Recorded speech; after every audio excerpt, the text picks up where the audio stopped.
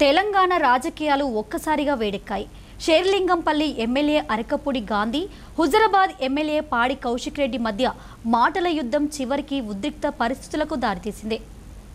Serilingampally MLA Arekapudi Gandhi తన అనుచరులతో కలిసి హుజరాబాద్ ఎమ్మెల్యే పాడి కౌశిక్ రెడ్డి ఇంటికి వెళ్లారు. దీంతో అక్కడ ఉద్రిక్త పరిస్థితులు ఏర్పడ్డాయి. అరకపూడి అనుచరులు పాడి కౌశిక్ రెడ్డి ఇంటిలోకి చొరపడేందుకు ప్రయత్నించారు. అంతేకాకుండా పెద్ద ఎత్తున నినాదాలు చేసుకుంటూ రెచ్చిపోయారు. కోడిగుడ్లు, రాళ్లతో పాడి కౌశిక్ ఇంటిపైన దాడికి దిగారు. పోలీసులు ఎంత కంట్రోల్ చేసినా ఎవరు వినకపోవడంతో ఒక్కసారిగా హైటెన్షన్ వాతావరణం ఏర్పడింది. గత 3-4 రోజులుగా జరుగుతున్నటువంటి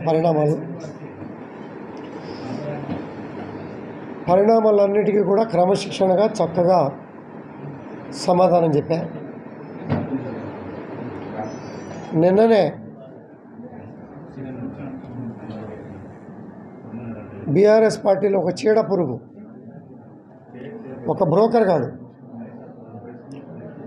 కాంగ్రెస్ పార్టీ నుంచి బీఆర్ఎస్ పార్టీలో కొత్తగా చేరి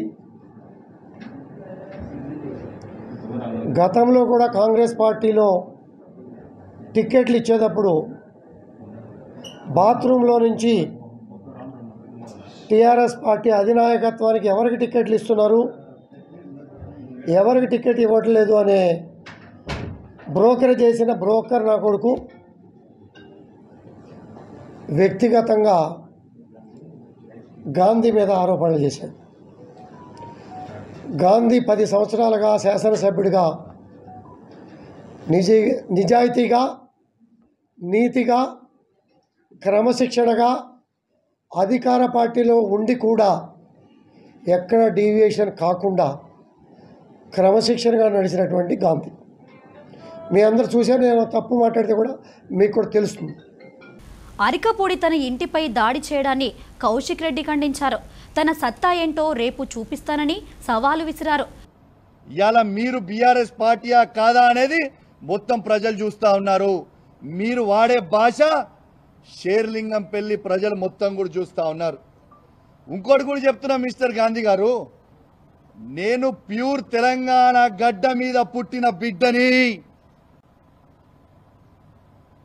ఏడు నుంచో వచ్చి మా గడ్డ మీద కూర్చొని నువ్వు సవాల్ విసురితే చూసుకుంటా ఊకోనికే ఇక్కడ భయపడతాం అనుకున్నావా ఏంది బిడ్డ?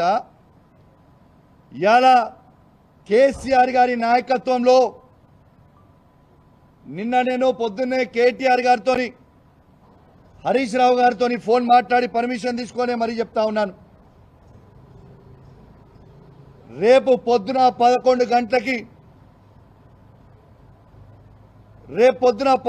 గంటలకి మా మేడ్చల్ జిల్లా పార్టీ ఆఫీస్ శంబీర్పూర్ రాజు గారి నాయకత్వంలో ఆడి నుంచి మేమందరం కలిసి వేలాది మంది కార్యకర్తలు అందరం కూడా మన బీఆర్ఎస్ పార్టీ ఎమ్మెల్యే గాంధీ గారి ఇంటికి పోదామని చెప్పి సందర్భంగా తెలియజేస్తా ఉన్నాను.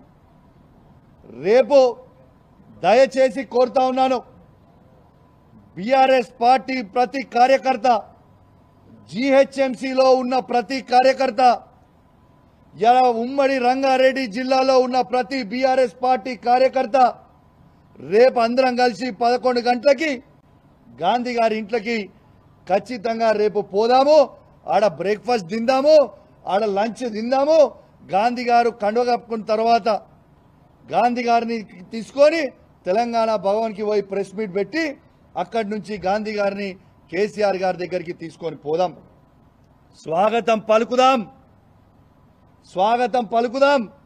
దయచేసి కేసీఆర్ గారి మీద ఉన్న అభిమానం ఉన్న ప్రతి కార్యకర్త, కేటీఆర్ గారి మీద అభిమానం ఉన్న ప్రతి కార్యకర్త, హరీష్ రావు గారి మీద అభిమానం ఉన్న ప్రతి కార్యకర్త అందరం కూడా పెద్ద ఎత్తున రేపాడికి పోదామని చెప్పి సందర్భంగా తెలియజేస్తా ఉన్నాను.